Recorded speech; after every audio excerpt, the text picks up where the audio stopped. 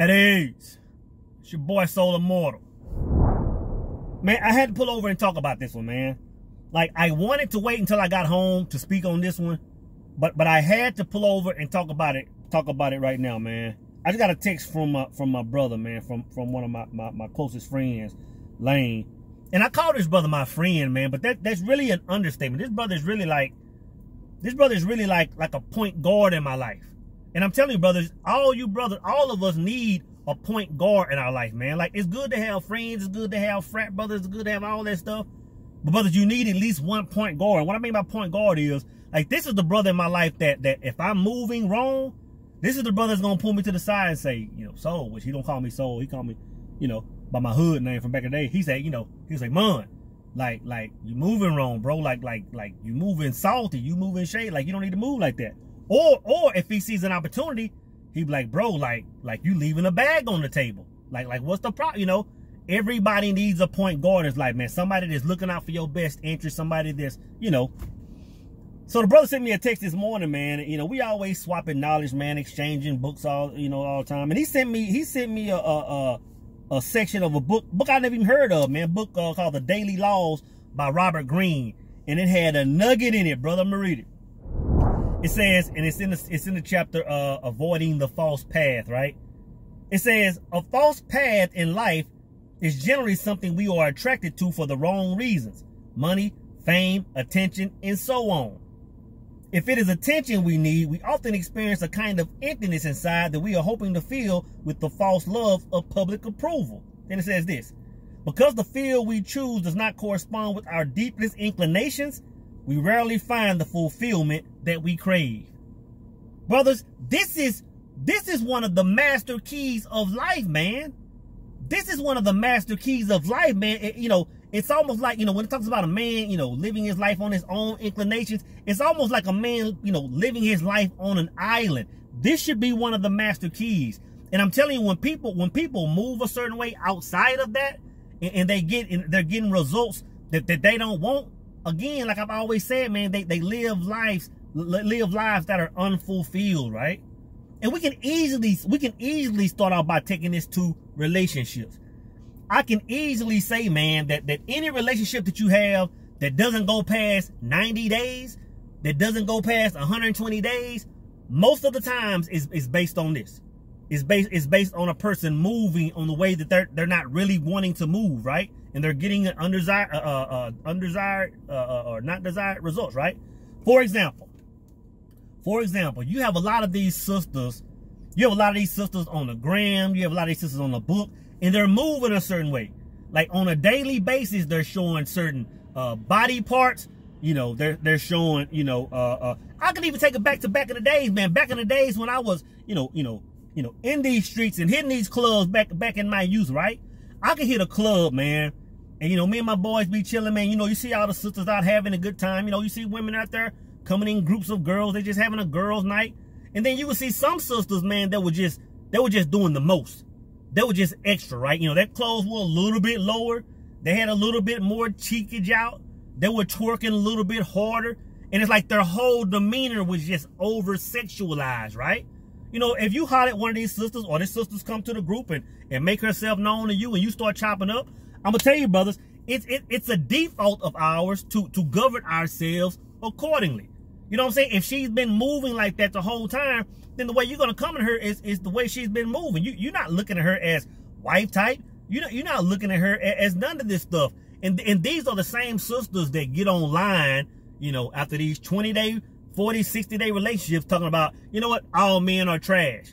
No, sister, it's not that men are trash. It's that you're moving outside of a way that's part of your true inclination, that you're inclined to move, right? And you're getting a different result.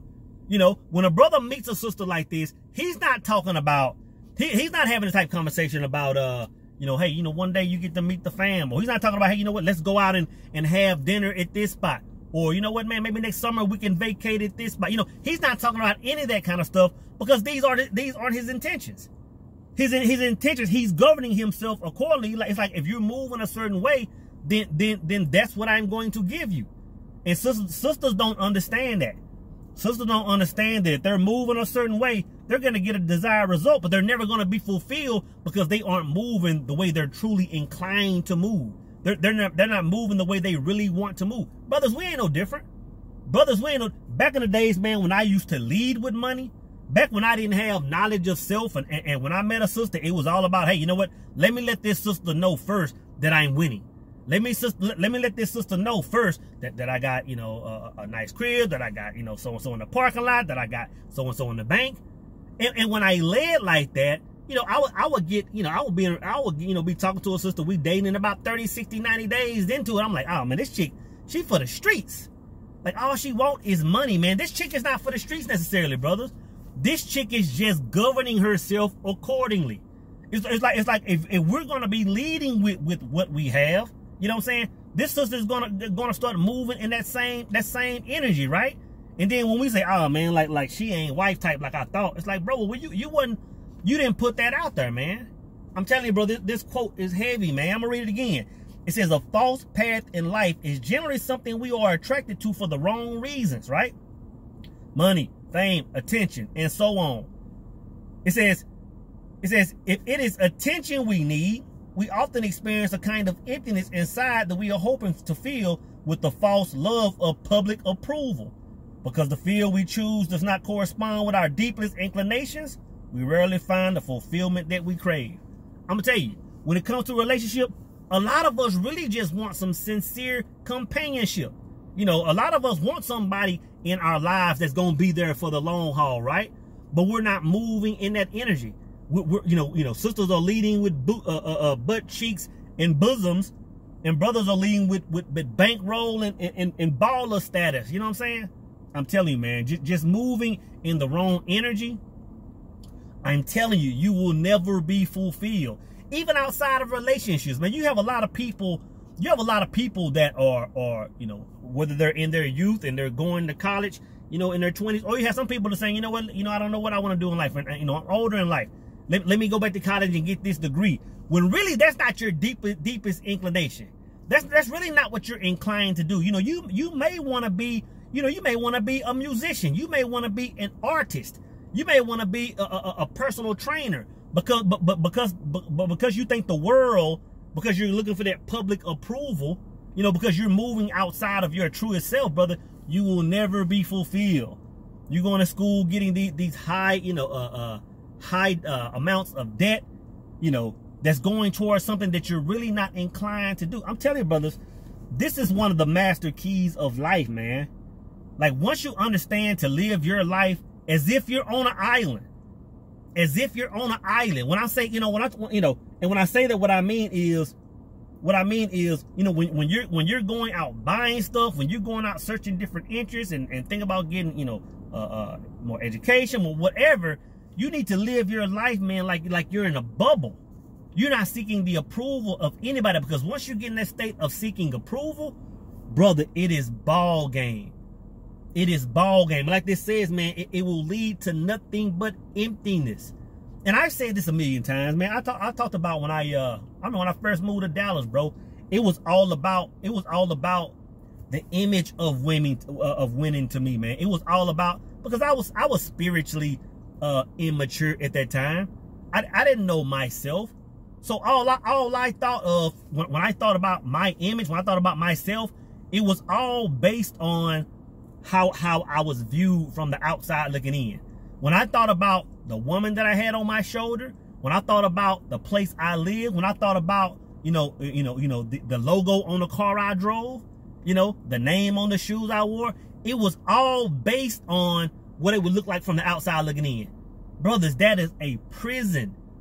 And I've said this a million times. That is a prison. I'm telling you, brothers, on God, you will never find fulfillment in that. You will never find, because when I hit my pinnacle, that was my pinnacle back then. I said, I want a certain amount of dollars. I want a certain amount, I want this, my checklist, but I hit all those boxes. And I found myself just sitting in a room. And like it says, man, I had nothing but emptiness, man. Emptiness, man. I'm telling you, the only way to find fulfillment is to live your life, brothers, like you're the only person that exists. You know what I'm saying? Like you should only care about what you like, who you like. I'm gonna tell you this. Man. A lot of you brothers got these, you know, these little petite sisters on your shoulder, man, and they bougie and they kind of high society acting and they da-da-da.